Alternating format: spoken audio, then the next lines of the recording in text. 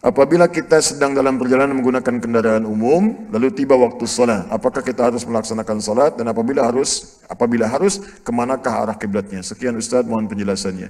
Idza kunna nahnu fi muwasalat al-'ammah, fi al-muwasalat, fi at-tariq, fi al-muwasalat, fa hana waqtu as-salah. هل يجب لنا أن نصلي في تلك المواصلات مثلا في الحافلة أو في الحافلة العامة أو مواصلات الأخرى؟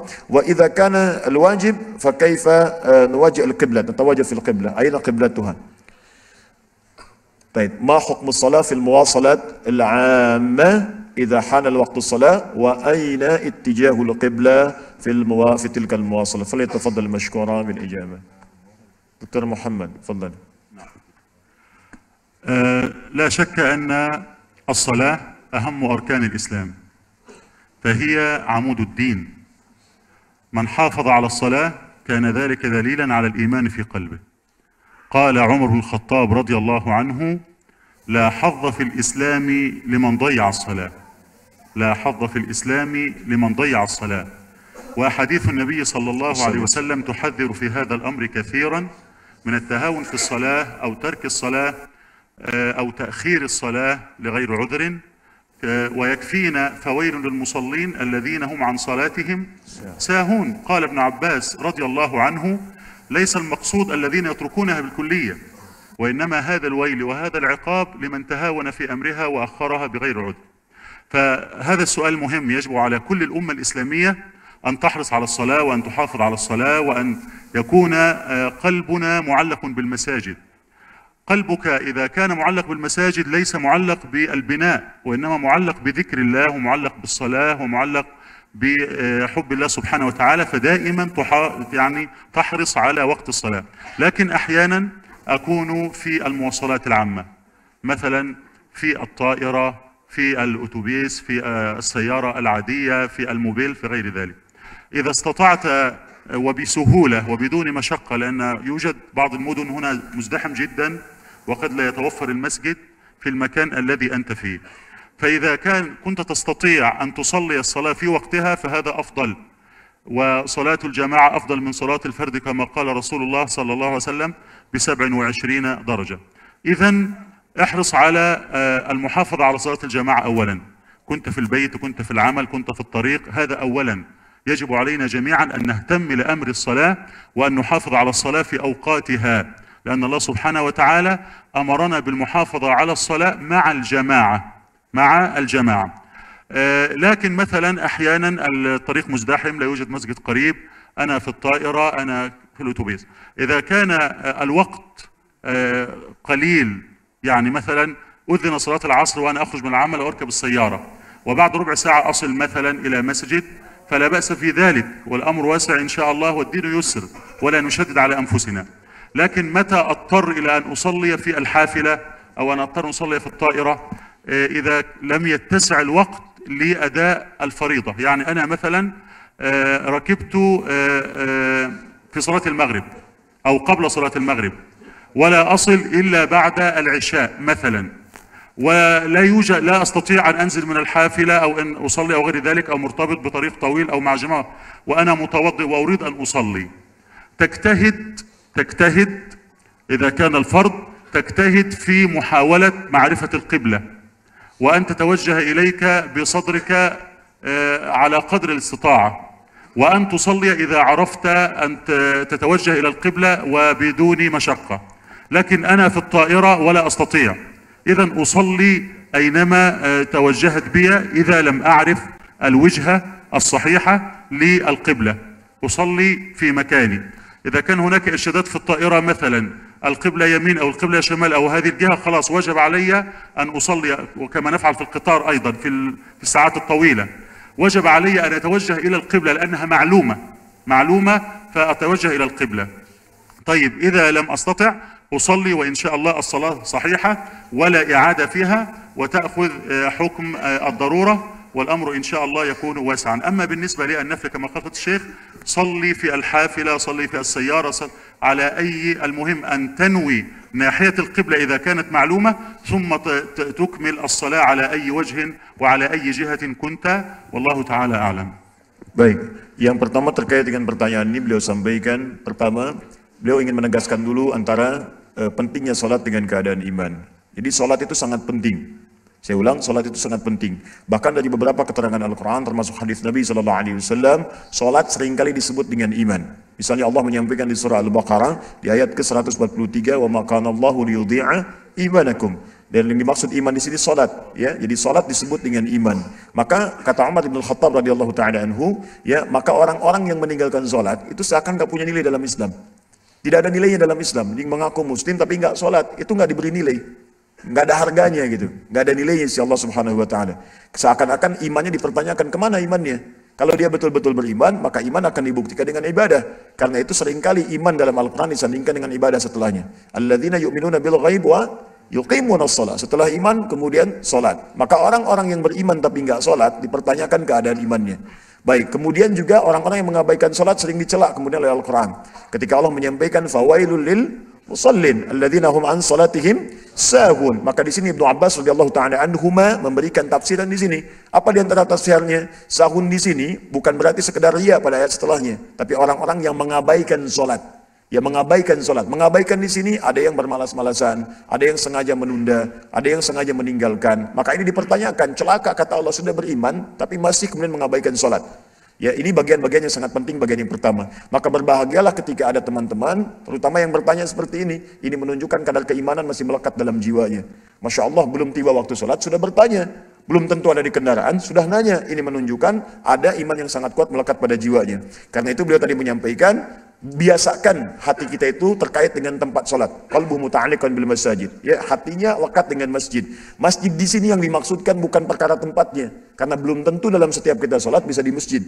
Artinya apa? Bangun keinginan kita yang sangat kuat dalam jiwa kita sehingga terpatri hati kita selalu dengan keadaan senang menunaikan salat.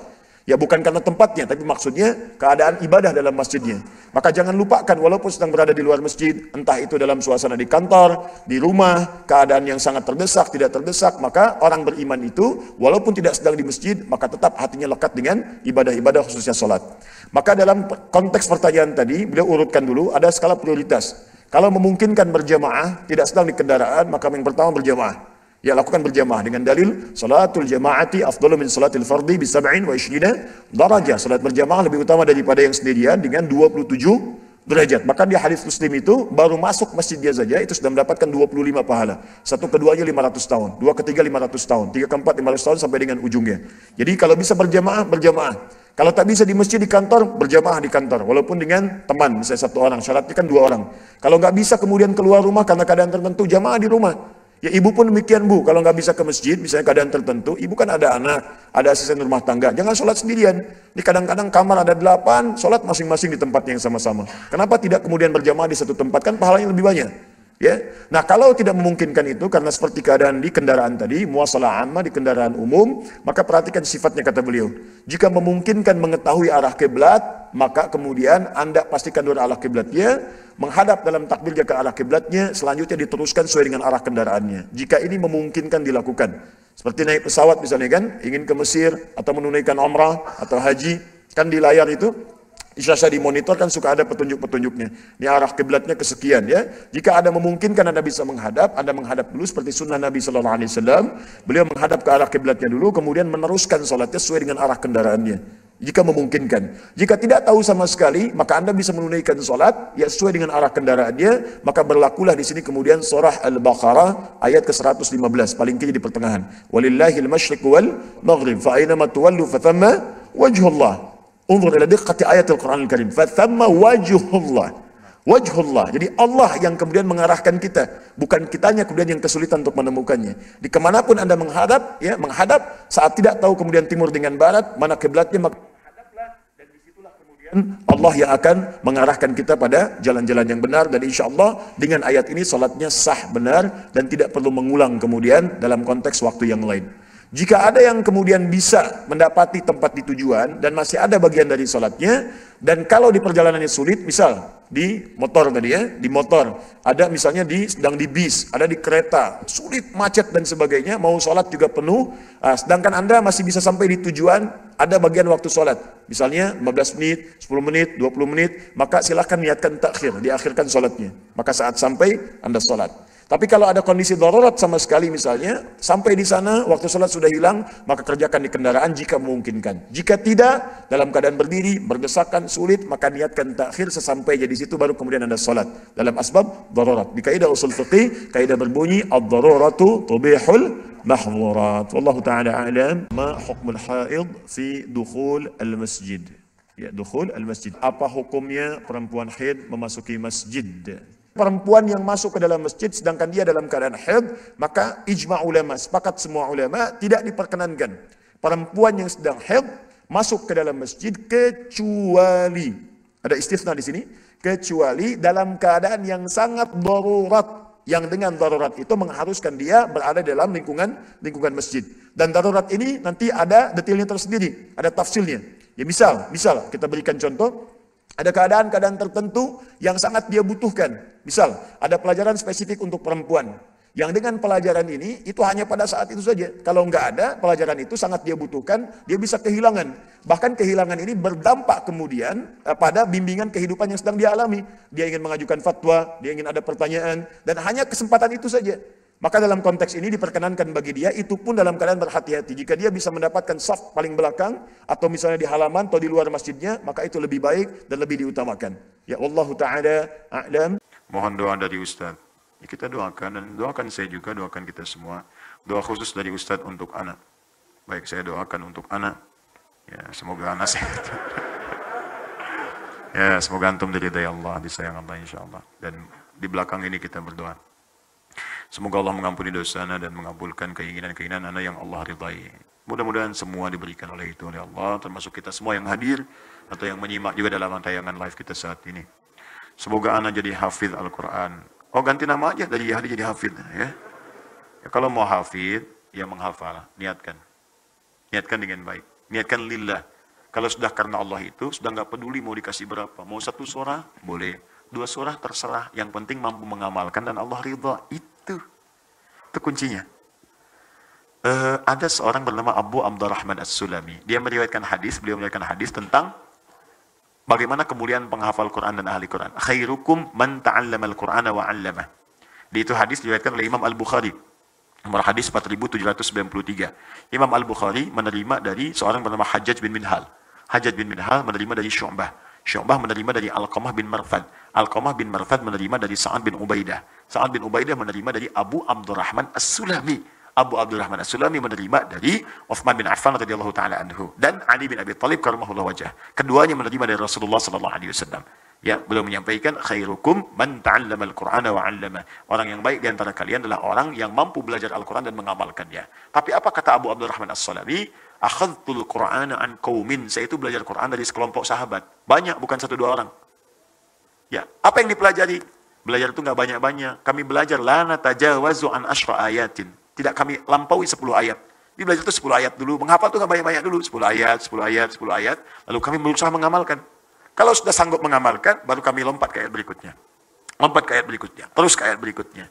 Nah, jadi menghafal itu sabar. Pelan-pelan. Iringi dengan takwa. Biasanya kalau sudah takwa itu Masya Allah. Ada orang yang diberikan kemuliaan oleh Allah dengan amalan takwanya. Baru dibacakan, langsung tertanam Al-Quran dalam jiwanya. Di begitu guru bacakan, bisa langsung hafal. Seperti Al-Imam Al-Bukhari dari kecil, dari kandungan oleh ibunya, didekatkan dengan Allah Subhanahu wa Ta'ala. Lahir beliau 2 tahun, ayahnya wafat. 4 tahun, matanya buta. Tapi diganti oleh Allah buta mata dengan tajamnya ingatan dalam jiwanya. Wah, itu kalau dibacakan kalimat, hafal titik komanya.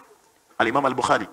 Namanya Muhammad nama aslinya. Punya bapak namanya Ismail, kakeknya Ibrahim, kakek buyutnya Al-Mughirah, yang buyutnya Al-Bardizbah. Tinggal di Kecamatan Ju'fah, Kabupaten Bukhara, Provinsi Khorasan, negara Uzbekistan sekarang. Maka dikenal dengan Al-Bukhari. Diganti kemudian oleh Allah dengan ingatan yang tajam. Disekolahkan kemudian awal-awal itu. Di masjid-masjid ada halaqah penghafal Quran. Kalau dulu tuh disebut kutab, datang, menghafal Quran.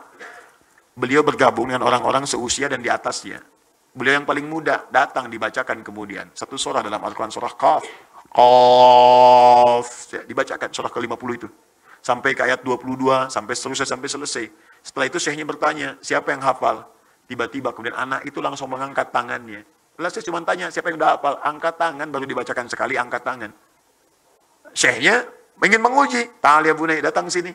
Raba-raba jalan ke depan dibacakan persis, makhrajnya, tajwidnya, bagus, hafalan sempurna. Masya Allah, doakan oleh syekhnya minal an, bahasa kita tadrusul hadis. Mulai dari sekarang, anak-anak belajar hadis ya, karena syekhnya paham kalau Quran ini akan mudah bagi dia. Maaf, jangankan bagi yang pintar, yang biasa pun Quran itu ada jaminan dari Allah kemudahannya. Di Quran itu nggak ada batas manusia. Mau disebut pintar, IPK 4, IPK 2, 2,5, IPK 3, nggak akan ngaruh. Bahkan ada orang yang nggak punya IPK pun bisa hafal Quran. Nggak sekolah, hafal Quran. Bisa lihat, hafal. Nggak bisa lihat, bisa hafal.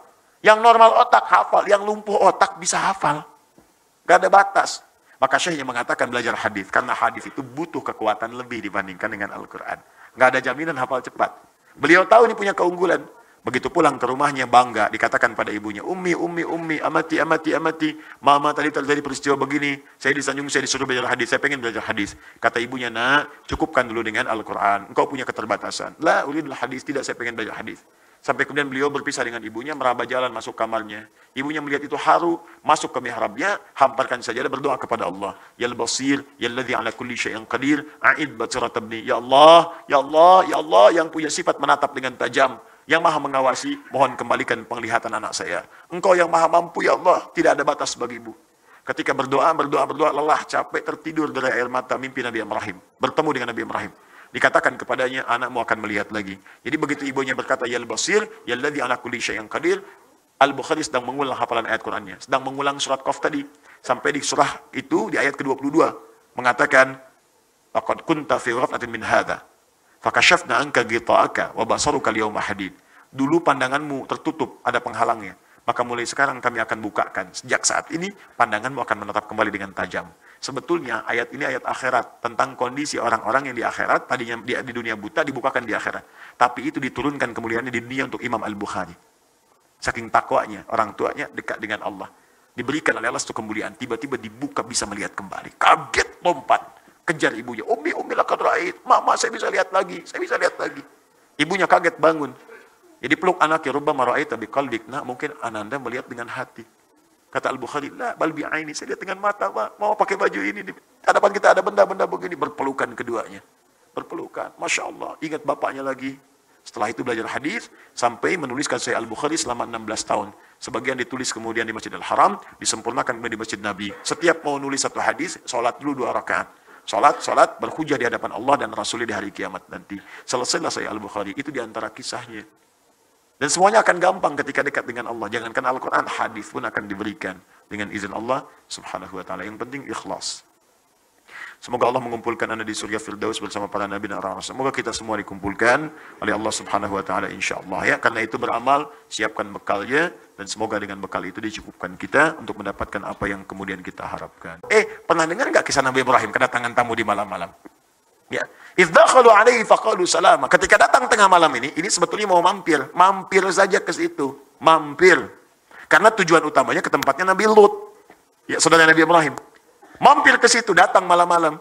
Faqalu salama, kemudian mengucapkan salam, Assalamualaikum, Assalamualaikum. Masya Allah. Ya. Andalah malam-malam jam 2, setengah 3, ada yang ketok pintu. Assalamualaikum, Assalamualaikum. Salam. Kan dari luar. Pertanyaan saya, dibuka nggak? Hah? Atau yang kedua lah, dijawab nggak salamnya? Masa? Jawab dulu, karena menjawab salam hukumnya wajib. Perkara dibuka atau enggak, urusan belakangan. Menjawab salam hukumnya wajib. Dalilnya Quran surah keempat ayat 86, paling kanan sebelah bawah. Wa idza hayyitum bi tahiyyatin fahayyu bi ahsana minha aw rudduha. Kalau Anda diberikan penghormatan dengan salam, maka jawab kalau bisa dengan lebih sempurna. Assalamualaikum warahmatullahi. Assalamualaikum waalaikumsalam warahmatullahi wabarakatuh. Atau misalnya Assalamualaikum waalaikumsalam. Assalamualaikum waalaikumsalam. Jawab. Jadi kalau ada orang tengah malam pun mengucapkan salam, Assalamualaikum, jawab dulu, Waalaikumsalam. Assalamualaikum, Waalaikumsalam. Assalamualaikum, Waalaikumsalam. Buka, embung.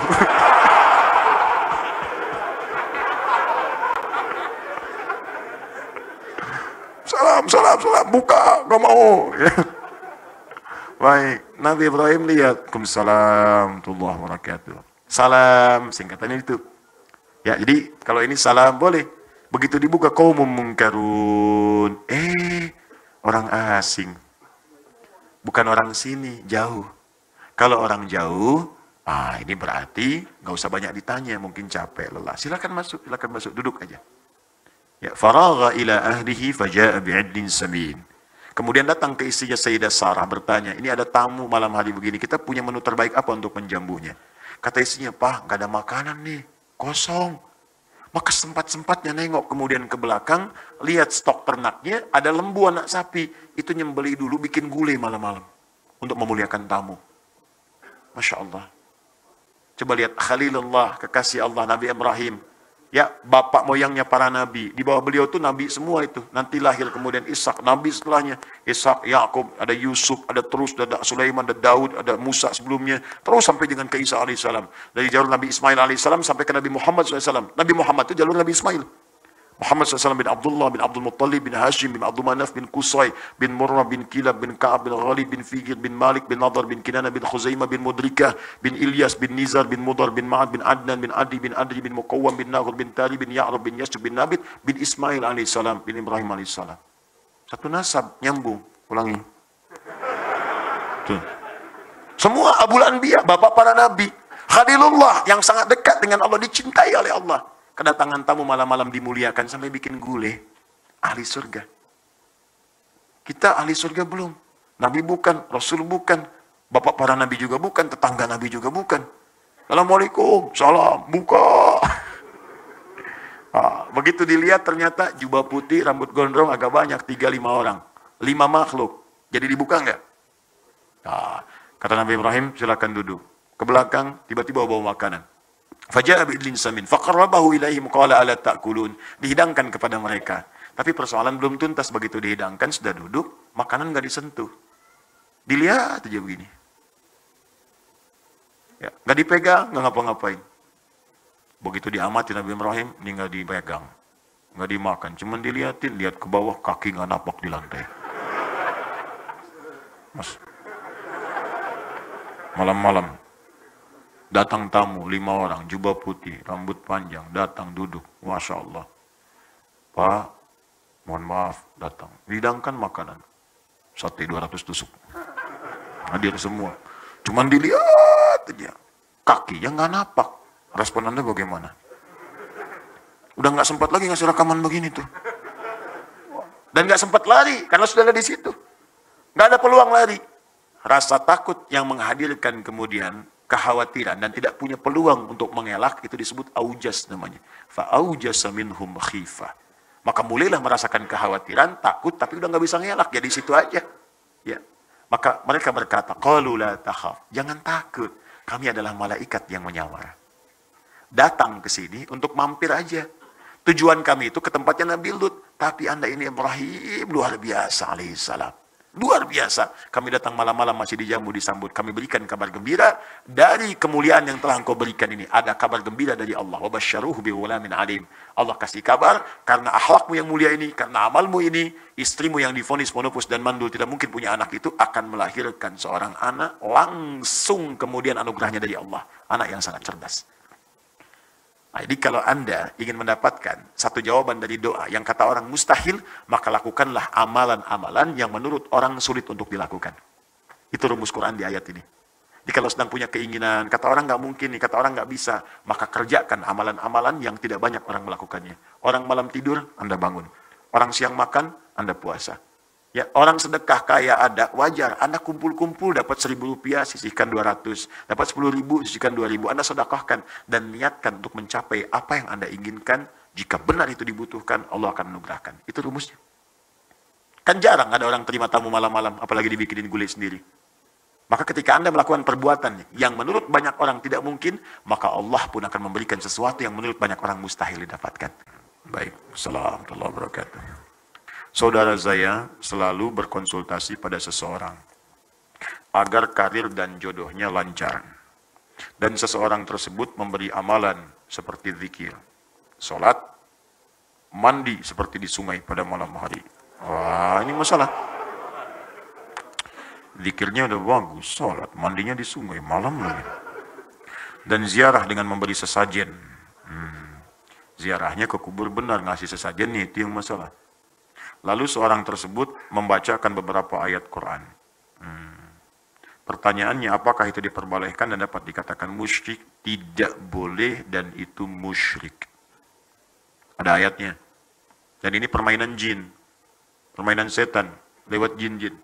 Bahkan langsung turun surahnya, bahkan langsung turun larangannya, bahkan disebutkan kisahnya. Sejak dulu, sejak jahiliyah. Ini perbuatan sudah ada zaman jahiliyah, diluruskan di masa Islam. Turun Quran surah ke-72, ayat yang ke-6. Wa annahu kana rijalun minal insi ya'udhuna birijalin minal jinni fazaduhum rahaqa. Dan sungguh kalian mesti tahu, kata Allah, dulu ada banyak orang yang sering memanfaatkan jin. Minta ke jin. Ngasih sesajen, ya, ngasih ini, ngasih itu, ada yang korban dengan darah, bahkan tidak sedikit dulu-dulu itu ada yang mengorbankan manusia juga. Anak sendiri dikorbankan, istri sendiri dikorbankan. Untuk apa? Untuk mendapatkan bagian dunia yang mungkin sendiri tidak diraihnya. Habis saja. Pengen jabatan, potong misalnya kerbau, kepala dikasihkan, macam-macam. Jabatan begitu dapat, meninggal. Dan wafat dalam keadaan musyrik. Musyrik. Kata Allah sudah terjadi pada zaman dulu, turun ayatnya supaya nggak dilakukan. Fazaduhum rahaqa, kamu menyesal karena kamu semakin rugi. Karena kenapa? Jin itu kalau sudah diberikan bagiannya oleh manusia, maka dia akan mengejar selama hidup Anda. Dan tidak mudah mengeluarkannya, akan dikejar Anda. Kejar. Dan terus nuntut, apalagi kalau sudah bikin perjanjian. Ya, perjanjian dengan setan, dibikin sinetron lagi. Jadi tontonannya nggak benar gitu kan. Itu yang bahaya. Terus diajarin lagi. Sekarang ini banyak edukasi-edukasi yang hilang. Gitu. Dulu tuh banyak TV-TV itu cerdas cermat, pelajaran fisika, matematika. Sekarang acaranya sudah nggak jelas gitu. Nah, coba kita berikanlah tayangan yang baik-baik. Saya juga sarankan nih artis-artis coba bertakwa kepada Allah lah. Disab. Dan peluang dosanya banyak. Anda menunjukkan pada yang salah aja. Ya, Anda itu misalnya fashion, endorse sesuatu, nampil aurat, auratnya nampak, dipakai orang, kena bagiannya, kena dosanya. Anda misalnya praktekkan jilbab, jilbab dipakai orang juga, dapat bagian pahalanya. Tinggal pilih mana. Kalau ada yang baik, kenapa pilih yang tidak baik? Kalau bisa yang soleh, kenapa pilih yang salah? Kalau bisa mendapat bagian surga, kenapa pilih ke neraka? Terlalu panas, terlalu panas, terlalu panas. Janganlah. Ya, menjauh dari itu semua. Ya, kalau sudah berjanji dengan jin seperti ini akan dikejar itu. Dan fazaduhum rahaqa, penyesalannya dalam. Karena kalau sudah berjanji dengan jin, bukan cuma dia nanti yang sulit, keluarganya ikut susah. Bagaimana kalau dia berumah tangga? Bagaimana kalau dia punya anak? Ikutan susah. Bisa dikorbankan tuh. Lama-lama kemudian bisa wafat juga karena perbuatan jin. Ajalnya memang tiba. Tapi sebabnya apa? Sebab karena maksiat orang tuanya. Menjauh dari yang seperti ini bahaya. Bahaya. Allah sudah sampaikan amalan soleh. Bangun malam tahajud, ada jaminan di situ untuk karir. Ada. Quran surah 17 ayat 79 sampai 81. Wa minal laili fatahajjad bi. Sementara malam bangun untuk tahajud. Nafilatal lak. Memang itu sunnah, tapi kalau bisa dikerjakan, asa ayyab'atsaka rabbuka maqaman mahmuda. Nanti Allah akan angkat Anda di tempat yang terbaik. Karir Anda kalau kerja, karir yang terbaik. Yang bagus. Wa qur rabbi adkhilni mudkhalas sidqin. Kalau Anda bekerja dibimbing oleh Allah. Wa adkhilni mudkhalas sidqin. Kalau nanti ada persoalan diberi jalan keluar. Enggak usah nyogok. Gak usah korupsi, dikasih sendiri oleh Allah. Enak hidupnya. Untuk jabatan, tiba-tiba dipilih. Ini bagus di profesional, tiba-tiba orang itu naik. Nggak ngasih apa-apa. Ya, waj'alni min ladunka sultanan nasira. Kalau ada yang ganggu, ingin menyingkirkan, ingin menyungkurkan, langsung ditolong oleh Allah, dijaga hidupnya enak. Dan jadi saksi pakaian yang dikenakan di hadapan Allah Subhanahu wa taala.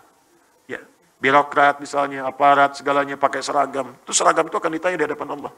Pakai yang baik-baik. Niatkan untuk ibadah, syahid wafat. Dengan izin Allah Subhanahu wa taala. Akan bersaksi di hadapan Allah semua. Kita juga sama. Saya juga sama. Makanya kita saling mendoakan.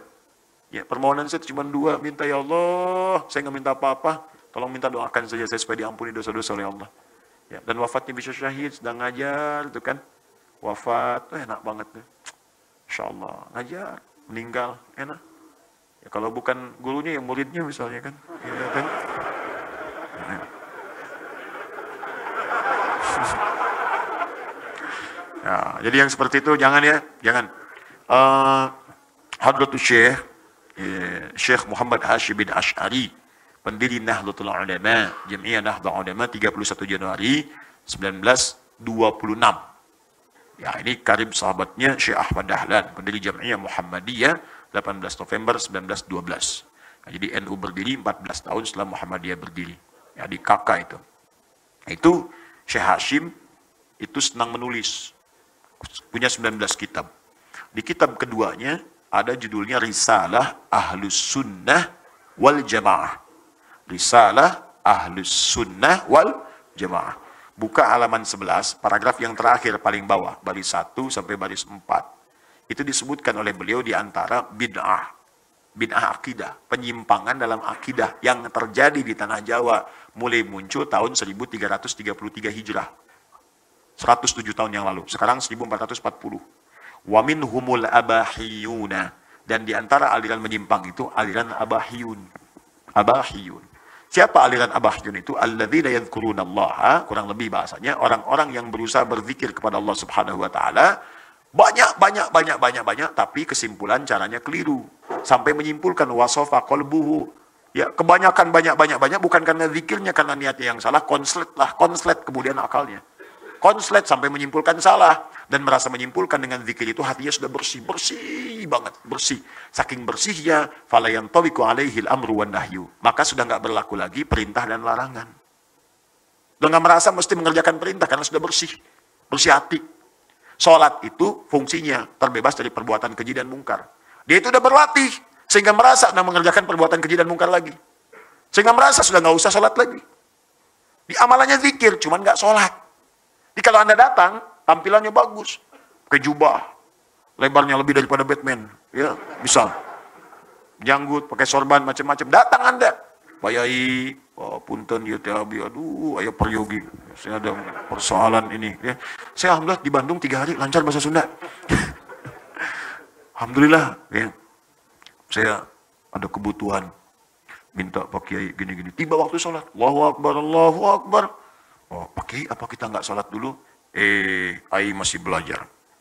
Kalau Yai, Abah ini, sekarang jasadnya sholat, sekarang jasadnya sedang dengan adik mengobrol, rohnya sedang sholat. Itu kata beliau, kata Syekh Hashim, sesat. Sesat, jangan diikuti. Ya, awas hati-hati, karena ma'rifat tidak akan pernah meninggalkan syariat. Nabi itu ma'rifat kepada Allah tinggi. Lebih tinggi nomor 1 dibanding semua makhluk yang ada di bumi. Ma'rifatnya tinggi.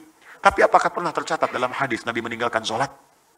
Saking takwanya Nabi Muhammad kepada Allah, sudah tidak sholat lagi. Nggak ada. Tetap sholat sampai akhir hidupnya. Sampai mau wafat pun masih wudhu. Wafatnya kan wudhu. Dibawakan bejananya oleh Fudail. Wafat di pangkuan Sayyidah Aisyah. Masih wudhu, Anda bayangkan. Dalam sakitnya masih sholat. Bersandar ke tiang. Kadang menggunakan kayu tongkat, kadang sambil duduk. Saking pentingnya sholat, ma'rifat tingkat paling tinggi terhubung dengan Allah, dengan wahyu masih sholat. Pak Kiai, dikit. Jasadnya ada di sini, ruhnya sholat. Sesat, kata Syekh Hashim. Nah, kalau menemukan yang begitu, jangan diikuti. Walaupun dia bisa memprediksi sesuatu. Oh, gak usah bicara. Ai ini kan punya masalah di kantor kan, persaingan jabatan kan, begini. Itu jin yang ngasih tahu. Jin. Nih Abah baru dari Mekah.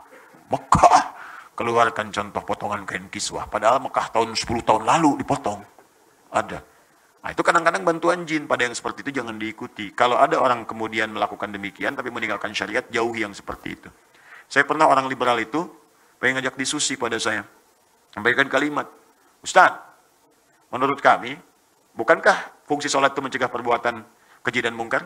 Ya, inna sholata tanha 'anil fahsya'i wal mungkar. Maaf, bagi kami sudah bisa mencegah perbuatan keji dan mungkar, sudah nggak usah sholat lagi kan? Jalan berpikir orang liberal tuh. Hati-hati dengan logika seperti ini. Sholat itu berfungsi mencegah perbuatan keji dan mungkar. Berarti kalau kita sudah menahan diri bisa mencegah perbuatan keji dan mungkar, nggak usah sholat lagi kan? Apa jawaban saya saat itu? Saya katakan, Mas, begini ya, meninggalkan sholat itu perbuatan mungkar. Dah,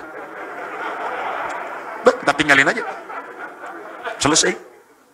Diem aja orangnya. Ya, kita doakan, ya Allah berikan dia petunjuk, berikan dia hidayah. Selesai. Ini nggak usah pakai banyak dalil lah. Ya, Abu Jahal udah banyak. Jadi kalau sekarang ada Abu, misalnya sekarang, nggak usah dilihat lah. Nggak usah dilihat. Capek kita ngerespon begitu. Ini doakan. Ya Allah. Jelas ya? Ya, diskusi saya senang-senang saja, asal jelas silakan. Kalau nggak ada ujungnya nggak usah lah, saling mendoakan saja. Ya, kalau ada orang yang pengen dibenarkan, pengen menang, nggak usah capek-capek. Ya bilang aja, ya Anda benar, dan kita doakan. Ada seorang yang sudah sepuh sekali, mau 80 tahun, tapi masih segar bugar. Ditanya, ya Syekh, apa rahasianya Anda? Sudah sepuh tapi masih segar bugar. Saya tuh kalau ketemu orang yang sok tahu, pengen dibenarkan, saya cuma bilang aja, Anda benar. Ya Anda benar, daripada lama katanya.